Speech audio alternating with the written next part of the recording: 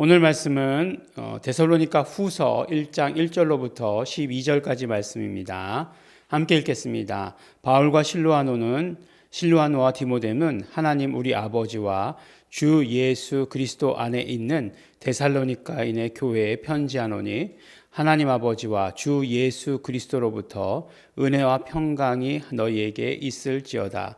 형제들아, 우리가 너희를 위하여 항상 하나님께 감사할지니 이것이 당연함은 너희 믿음이 더욱 자라고 너희가 다 각기 서로 사랑함이 풍성함이며 그리고 너희의 참는 모든 핍박과 환난 중에서 너희 인내와 믿음을 인하여 하나님의 여러 교회에서 우리가 친히 자랑함이라.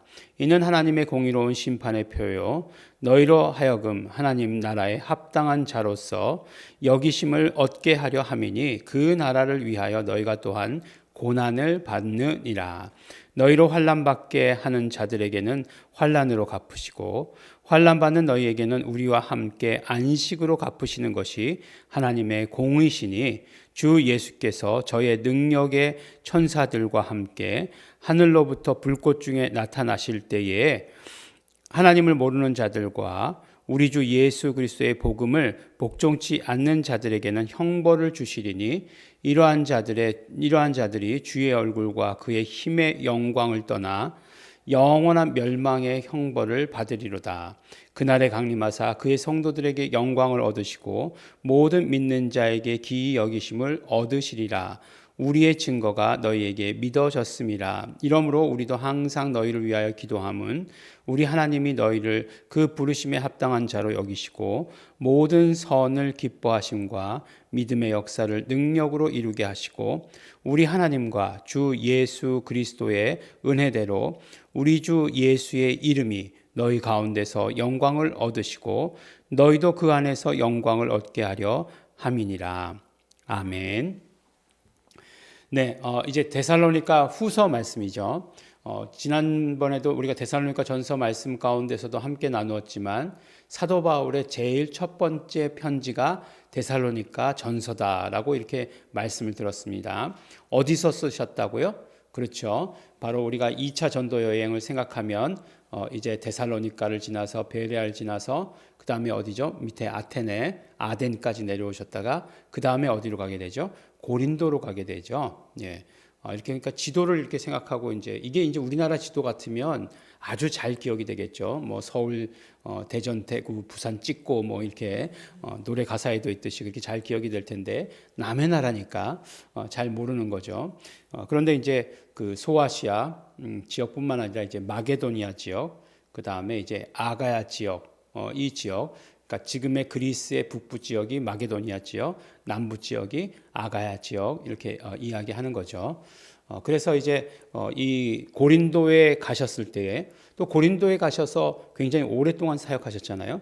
그러니까 그곳에서 이제 그 디모데로부터 데살로니가 교회의 소식을 들으면서 그에 합당한 어떤 반응들을 보낸 거죠.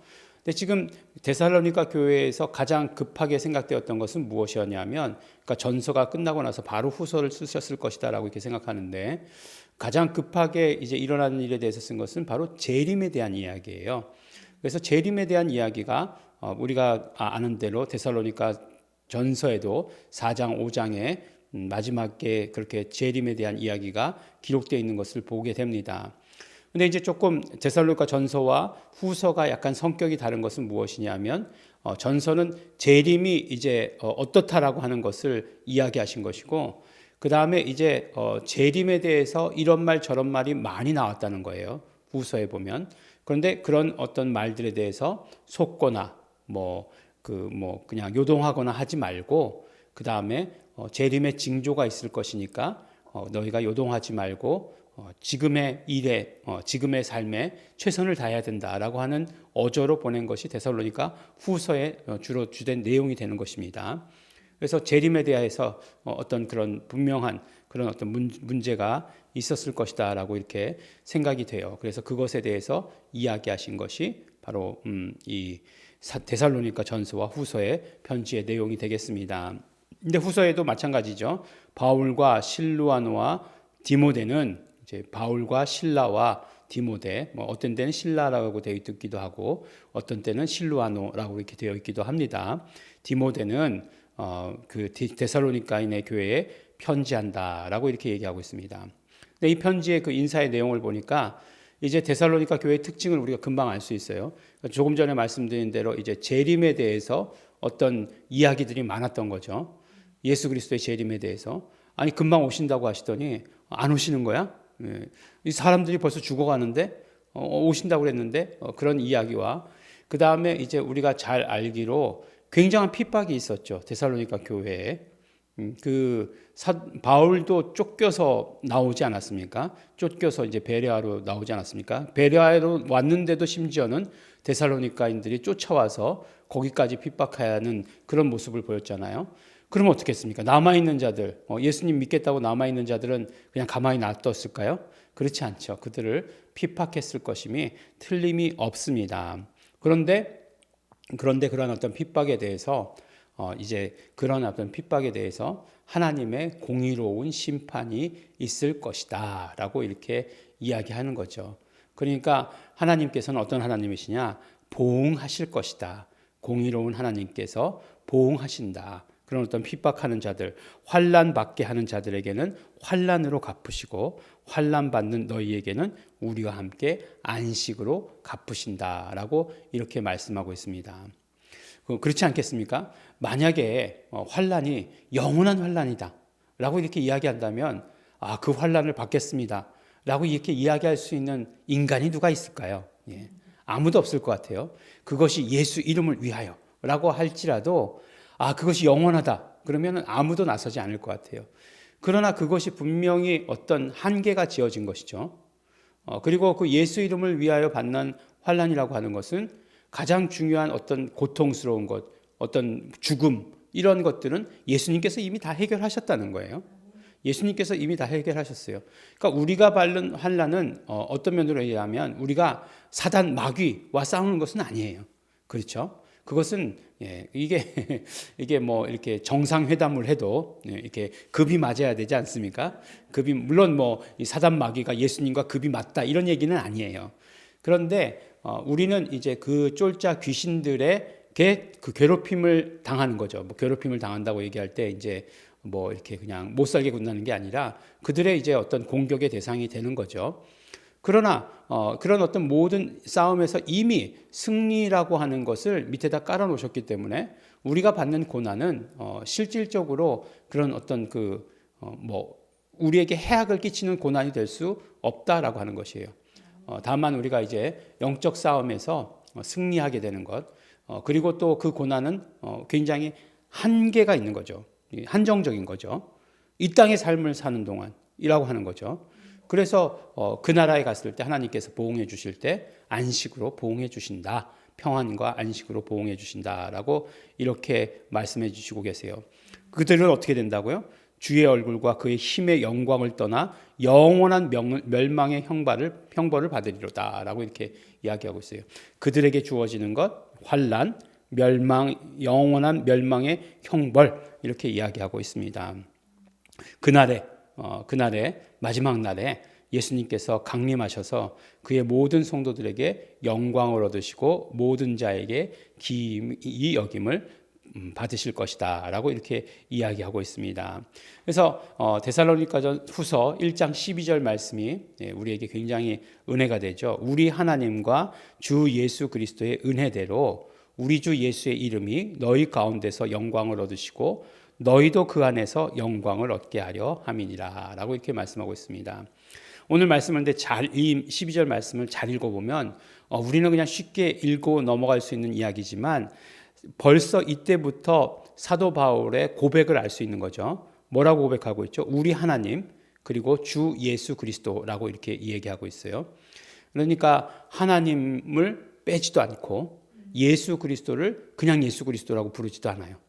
뭐라고 부르냐면 주 예수 그리스도라고 이렇게 부르고 있습니다. 1절에서도 마찬가지죠. 하나님 우리 아버지와 주 예수 그리스도 안에 있는 이렇게 얘기하고 있어요. 그러니까 이제 뭐 삼위일체까지는 표현이 안 된다 할지라도 하나님과 예수 그리스도는 한 분이시다. 한 분 하나님, 한 주 예수 그리스도. 이제 고린도 전서인가요? 후서인가요? 거기서 이제 그렇게 말씀하셨잖아요.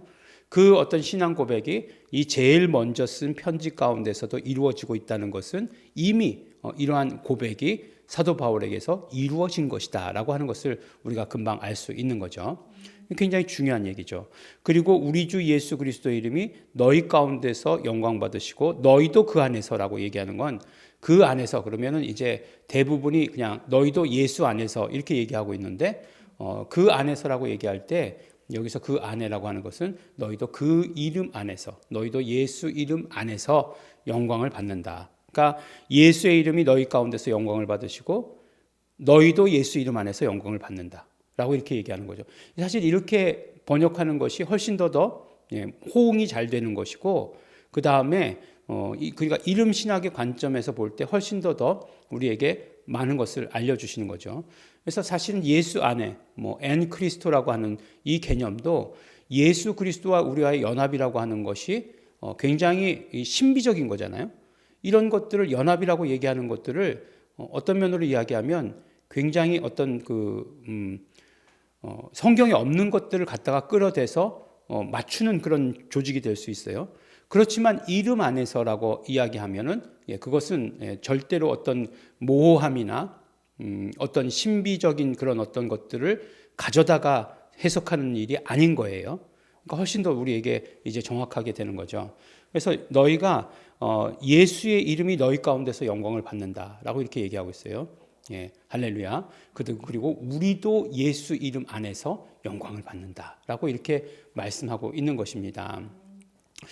마침 오늘이 이제 예수 이름의 신학을 위해서 논문을 썼습니다. 우리 교인들은 다 잘 아시는 이야기죠. 논문을 쓰고 그다음 하나님께서 예수 이름을 주셨고 아들에게 그리고 그랬기 때문에 하나님께서 예수 이름을 주셨기 때문에 그렇기 때문에 우리도 예수 이름을 사용하여서 예수님이 하셨던 모든 일들, 사역들, 권위와 권능을 드러내는 것, 예수 이름으로 치료하고 예수 이름으로 귀신을 쫓아내고 또 우리가 정말 교인이 된다고 얘기할 때 예수 이름으로 침례받고 또 우리가 찬송과 예배 가운데 예수 이름을 부르고 하는 그 일들이 가능해졌다라고 하는 것을 이제 가지고 이렇게 논문을 썼습니다. 저는 그것이 어떤 저에게 있어서 그런 어떤 업적이 된다 그런 생각을 한 번도 해본 적은 없어요. 항상 그것을 쓸 때마다 뭔가 이렇게 우리가 예수 이름을 아는 데 있어서 조금 더 어떤 진일보라고 할까요? 그런 것의 역할을 감당했으면 좋겠다라고 하는 그런 생각을 하게 되었습니다. 그래서 오늘 졸업식이죠. 졸업식이라고 얘기하지 않고 학위 수여식이다라고 이렇게 얘기합니다. 이제 중학교, 고등학교 때는 졸업식이라고 얘기했는데 학위 수여식, 학위를 받게 되었습니다. 하나님께 감사하고 이것으로 인해서 정말 우리가 예수 이름 안에서 영광 돌리고 또 예수 이름 안에서 우리가 하나님께 감사할 수 있게 되어서 너무나 감사드립니다. 또 말씀드리자면 이제 이 모든 것들이 우리 모든 성도들에게 있어서 함께 이루어진 역사다라고 이렇게 생각을 합니다. 왜냐하면 우리 성도들이 예수 이름에 대해서 이해하지 못한다면 그런 그 논문을 쓸 수 있었을까 그런 생각이 드는 거죠. 그리고 또 이 논문은 단순히 어떤 학문적인 논문으로 그치는 것이 아니라 우리 주일날 말씀에서 나눴던 건가요?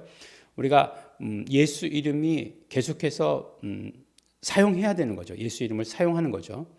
그러니까 학문적으로 그 다음에 교회는 그 사용을 통해서 그래서 그것을 검증하고 그 다음에 그 이름의 역사를 경험하게 되고 그래야 실제로 살아있는 학문이 되는 것이고 살아있는 예수 이름이 되는 것이니까 우리 교회가 예수 이름에 그런 큰 능력이 차고 넘치게 되기를 바랍니다. 그래서 예수 이름이 언제나 우리 가운데서 영광 받으시고 우리도 예수 이름 안에서 영광 받는 우리 성도 여러분 되시기를 예수 이름으로 축원합니다. 기도하겠습니다. 하나님 아버지 감사합니다. 우리 안에서 예수 이름이 영광 받으시기를 소원합니다. 또한 우리도 예수 이름 안에서 영광 받기를 간절히 바라고 소원합니다. 그러므로 말미암아 예수 이름 안에서 온전히 하나님께 영광 돌리게 하여 주시옵소서. 우리가 우리의 삶에서 마치 데살로니가 교회의 성도들처럼 그러나 어떠한 핍박이 있다 할지라도 오직 예수 이름의 영광을 위해서 사는 자들 될 수 있도록 아버지 축복하여 주시옵소서. 감사드립니다. 예수님 이름으로 기도드렸습니다. 아멘. 그러므로 기도하실 때에 이 시간에 우리가 모든 것이 다 예수 이름의 영광을 위해서 이기를 원합니다. 우리의 고난도, 우리의 사는 것도, 예수 그리스도의 재림을 기다리는 모든 것들도 예수 영광을 위해서, 우리도 예수 이름 안에서 영광 받게 하여 주시옵소서. 우리 소원하시면서 성령님께 의지하시면서 다 같이 통성으로 기도하시겠습니다.